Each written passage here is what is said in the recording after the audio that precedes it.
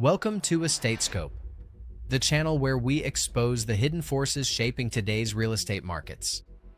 From climate risk to insurance pullouts to overlooked government policies, we break down what's really behind the headlines and what it means for your investments, your home, and your future.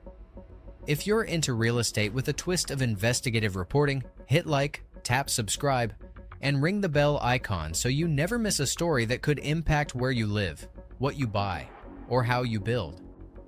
Now, let's get into what might be one of the most overlooked real estate catastrophes of the decade. You probably didn't see it coming. No scary headlines. No blackouts. No wild grid emergency alerts this summer. And yet, your electric bill still went up.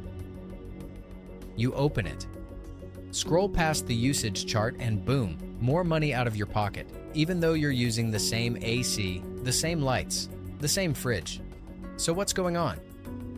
Well, here's the twist. This summer, Texas didn't break any records. On August 18th, we hit a peak electricity demand of just over 83,600 megawatts. That's big, but not historic. The grid held steady. The lights stayed on. But your wallet still felt it. Why? Because the cost of electricity in Texas isn't just about how hot it gets. It's about who else is using the grid with you, and how much we're spending to keep the system running, growing, and surviving. And right now, Texas is adding more than just new neighborhoods and families. We're adding data centers, crypto mines, electric trucks, AI servers, and entire cities of machines that never sleep. These things are changing the rules. And they're changing what it costs to live in this state. Whether you rent a one-bedroom in Austin or own a home in Katy, quiet didn't mean cheap. When ERCOT released its post-summer report, they used one word to describe it: uneventful. And they weren't wrong. At least, not on the surface. We didn't hit record highs. We didn't have any major emergency alerts. But here's the part that got buried beneath all that calm. Even with mild temperatures, Texans used more power than expected, especially at night. That's because we've shifted. Peak stress on the grid doesn't hit during the hottest hour of the day anymore. It hits later, when the sun sets, and solar power disappears from the mix. Meanwhile, the air is still hot. The AC is still on. And everyone's home using devices, cooking, cleaning, and running their lives. This pressure builds between 6 p.m. and 9 p.m. And those hours come with premium prices. So even if the weather felt fine, and your usage didn't jump, your bill still might. Because the way Texas produces and prices electricity is built around demand, not just temperature. In fact, back in May 2025, before summer even started, ERCOT recorded the highest electricity demand for the month of May in state history. That's not just an outlier. It's a sign of what's coming. Because it's not just Texans using the power anymore. The new neighbor that never sleeps. Here's something you can't see from your backyard. Over the last few years, entire energy-hungry neighbors have moved into Texas. Not people, machines. Massive data centers are now running full-time in cities like Fort Worth, San Antonio, Pflugerville, and El Paso. These aren't office buildings with 9 to 5 work hours. They don't turn off. They don't slow down. They're on 24/7, and their electricity usage makes your home look like a flashlight by comparison. These buildings are powering everything from ChatGPT-style AI to cloud storage to massive streaming networks and crypto operations. They're huge, they're permanent, and they're growing faster than most cities can keep up with. ERCOT has now created a whole new category for them: large, flexible loads. That's the grid's way of labeling projects so big, so power-intensive, they have to be tracked separately. And the reason this matters to homeowners? Because the moment one of these facilities gets approved, the utility starts planning upgrades. That means new power lines, bigger substations, stronger feeders. And you better believe someone's going to pay for all of that. It might not be in your backyard, but those costs are being shared across the state. That includes you. Whether you live in Dallas or Del Rio, ERCOT moved the goalposts. For a reason for decades, Texas used the same approach to planning our energy future. Look at population trends, study the weather, and project what next summer might bring. But that method started to fall apart. Why? Because new demand, especially from tech and industrial projects, is coming in faster than traditional forecasting can catch. So this year, ERCOT made a major shift. They introduced something called the adjusted forecast. Instead of just projecting power needs based on old patterns, they're now pulling in real-time data from utilities, developers, and industrial applicants. That includes AI companies, solar farms, hydrogen hubs, crypto miners, you name it. And what they found was staggering. By next summer, Texas could hit over 90 gigawatts of demand. That's a massive jump from just a few years ago, when we were hovering around the mid-70s. This is why we're seeing utilities rush to build. When ERCOT sees demand rising this fast, it gives the green light for new substations in growing suburbs, bigger transmission corridors across open land, and more local feeders in neighborhoods that didn't even exist 5 years ago. But that construction isn't being funded by AI companies. It's being funded by everyone connected to the grid. That includes you and your future home. The math behind your monthly bill. Here's the part nobody explains when you move to Texas. Your electric bill isn't just about what you use. It's about what's being built and how those projects are being financed. Let's say Encore, which serves North Texas, decides to build a new substation to serve future growth near Fort Worth. They don't just pay for that and move on. Instead, they submit the cost to regulators, get approval, and then add that project to the rate base. And once it's in the rate base, it gets paid back, over time, by customers. That's how utilities make back their investment, plus interest. In 2025 alone, Encore is planning to spend over $7.1 billion, with a total capital plan of $36.1 billion through 2025-2029. That's not a typo. And what about Houston? CenterPoint is preparing to spend $65 billion over the next 10 years. That includes grid hardening, selective undergrounding, and new feeder lines to serve both new homes and commercial projects. So what does that mean for you? Even if you're not using more electricity, you may still see your bill go up, because part of that bill is paying off what's being built now and what was built 5 years ago. As Governor Abbott put it recently, Texas must add more power plants. And he's right. But those plants, those lines, those upgrades, they don't come free. They land in your inbox every month, line by line, kilowatt by kilowatt. The $65 billion wake-up call in Houston. If you really want to understand where Texas is headed, you don't have to look at charts or spreadsheets. You just have to look at Houston. Because in early 2025, CenterPoint Energy, the utility that powers over 2.5 million homes and businesses in the Houston area, announced something wild. A $65 billion investment plan over the next 10 years. Not million, billion. Let that sink in. It's the largest capital plan in the company's history. And the reason is simple. Demand is exploding. It's not just people moving to the suburbs. It's the warehouses popping up around Katy. It's new commercial corridors outside the Beltway. And it's data centers. Yes, again, that need serious electricity, serious cooling, and serious grid strength. So what does that kind of spending actually build? We're talking about stronger poles that can withstand hurricane-force winds, buried lines in key areas to prevent outages, new substations to handle growing neighborhoods, modern transformers to power entire blocks more efficiently, the emergency switch no one talks about. Let's say we hit a grid emergency this summer. It's happened before. You might think ERCOT would start asking homeowners to turn up the thermostat, unplug the dryer, maybe even prepare for rolling blackouts. But this year, the rules changed. In June 2025, Texas passed a new law, Senate Bill 6, that gives ERCOT and utilities a powerful new tool. It lets them curtail electricity not from your home, but from data centers and other large-scale users first. Here's how it works.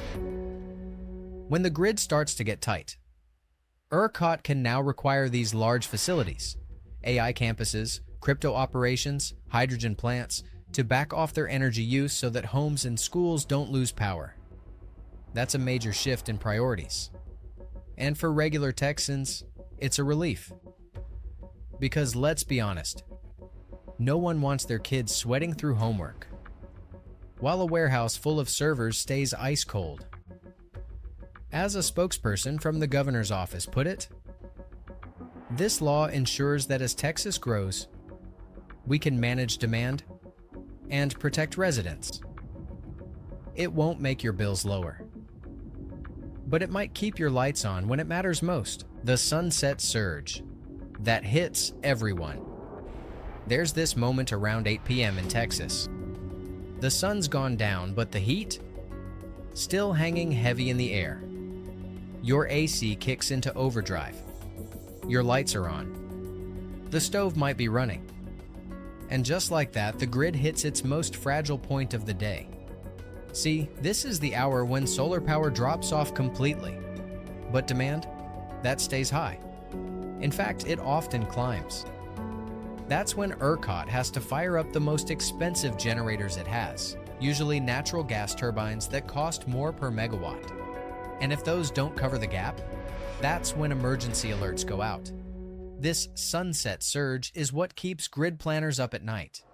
In a 2025 report, the Dallas Fed pointed out that post-sunset pricing risk is now one of the top drivers of volatility in Texas power markets, even on days that feel calm. And what does that mean for homeowners? If your house isn't insulated properly, if your windows face west, if your HVAC system is a little too old, you're going to feel that spike. Not just in temperature, but in cost. And here's the long-term angle. Buyers are starting to notice. Homes with better insulation, modern HVACs, and smart thermostats, they're fetching higher prices. Not just because they're nice, but because they're cheaper to live in. Water wars, server farms, and your lawn electricity gets all the attention. But in Texas, another quiet battle is brewing: water. Because data centers aren't just energy hungry, they're also thirsty. In San Antonio, from 2023 to 2024, 2 major data centers consumed over 463 million gallons of water. That's during the same period when local homeowners were under drought stage restrictions, told to cut back on watering lawns, washing cars, and even filling pools. To be fair, many modern data centers use closed-loop cooling systems, which are more efficient. But even with those, evaporation happens. And every gallon used for server cooling is a gallon that has to be sourced, treated, and pumped by the city. That costs money. And when cities spend more on water infrastructure, guess where they turn to recover those costs? That's right, your water bill. And here's the twist. You may never see the data center, but you'll feel its impact when your city raises fees, when your HOA updates landscaping rules, or when you get that reminder that only 2 watering days are allowed per week. Meta claims it will replenish twice the amount of water it uses in El Paso. And that's great if it happens. But in the short term, your bill doesn't wait for that promise. This is the part of the AI boom most people never talk about. The hidden water wars, the zoning debates, the way big tech meets small town plumbing. And for anyone thinking about buying land in Texas, this is the stuff that should be on your radar. Not just school districts and square footage, but infrastructure strain. When mild weather doesn't equal mild bills, most people assume their utility bills are highest when the heat is brutal. But lately, that's not the pattern anymore. Texans are seeing high bills even in mild weather, spring and fall months, where AC demand is low and windows are open. So what's going on? It comes down to how utility rates are structured. See, utilities don't just charge for energy. They charge for transmission grid upgrades, long-term infrastructure costs, and in many cases, minimum usage thresholds. So even if you barely touch your AC, your bill still reflects the larger cost of keeping the grid alive. In 2025, the Texas Coalition for Affordable Power found that non-fuel charges now make up over 40% of the average residential electric bill in the state. That's everything but the energy itself. And here's the kicker. These charges are often higher in newer neighborhoods. Why? Because those areas need more substations, more poles, and more lines to stay online. And the cost of building those gets passed back to residents. So no, you're not imagining it. Bills are going up, even when the weather doesn't. The zip code divide Texas is growing fast, but not all neighborhoods are growing equally. And when it comes to energy infrastructure, some areas are falling behind. Let's say two families move into homes built in the same year. One's in a master-planned community north of Austin.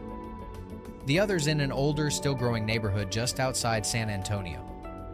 They both have new appliances, efficient HVACs, and similar square footage. But one sees more flickering lights, slower internet speeds, and higher bills. Why? Because infrastructure investment isn't evenly distributed. In places where local governments have stronger tax bases, upgrades happen faster. Transformers get replaced. Underground lines go in. Voltage gets stabilized. But in lower income or less connected areas, those upgrades can lag for years. According to a 2025 University of Houston study, infrastructure lag is now the #1 driver of grid complaints in communities with median incomes below $60,000. This isn't just about fairness. It's about property values. Homes in well-serviced areas sell faster. They appraise higher, and buyers are more confident that they won't face major repairs or sky-high bills. So if you're looking to buy in Texas right now, it's not just about location. It's about the grid around you. The energy equity gap is getting wider. There's a word we need to bring in here: equity. Because the AI boom isn't hitting every neighborhood equally. In wealthier areas, developers can afford to install private transformers, backup batteries, even solar panel systems that reduce reliance on the grid. But in lower income areas, families are stuck with old infrastructure and rising bills they can't afford to manage. According to a 2025 Energy Institute study, Texas now has an energy stress disparity of nearly 3-to-1, meaning the bottom third of earners are paying 3 times more, as a percentage of income, on energy than the top third. And here's where it hits real estate. That stress shows up in missed mortgage payments, in rental turnover, in older homes that never get weatherized. It becomes a cycle. Bad grid equal high bills, equal reduced investment equal even worse grid. And unless that changes, we'll start seeing 2 Texas housing markets. One built for tech-fueled resilience, the other left out of the upgrade loop. Data centers are flipping the land market. Real estate developers have a new competitor. And it's not another home builder. It's data centers. In key areas around Austin, San Antonio, and Midland, land that was once zoned and priced for housing is now being bought up by data center developers instead. Why? Because electricity access is now more valuable than scenic views. These buyers aren't looking for school zones or shopping plazas. They want flatland substation proximity, permitting flexibility, and no complaints from nearby residents. And they're willing to pay premium prices to get it. A recent survey from CBRE found that Texas data center land purchases jumped 42% year over year in 2025, even as traditional housing development slowed. For cities and counties, it's a tough choice. Approve the data center and get jobs plus fast tax deals, or protect the land for housing. But wait years for that income either way. It's reshaping where homes will be built next and where they won't. The cooling crisis is just the beginning. Here's where it all comes together. When you think about real estate, you might think about square footage, mortgage rates, school districts. All of that still matters. But increasingly, buyers and renters are asking a new set of questions. Can I afford to keep this home cool? Will my power go out when the grid is stressed? Is this neighborhood being prioritized or left behind? Because energy infrastructure isn't some abstract thing anymore. It's part of your monthly budget, your comfort, your property value. And this AI boom, this isn't a one summer story. It's the new baseline. Data centers are here to stay. Power demand is only going up. And the gap between homes with smart, strong grid support and those without is growing fast. So if you're navigating Texas real estate in 2025, remember this. It's not just about where you live anymore. It's about what's powering the life you're building there. If this helped you see Texas real estate in a whole new way, don't forget to like, subscribe, and leave a comment about your own city's energy struggles. I break these stories down every week. No politics, just facts that affect your home, your bills, and your future. EstateScope is here to decode the headlines and help you make smarter, safer moves in a rapidly changing housing landscape. Stay alert, stay informed.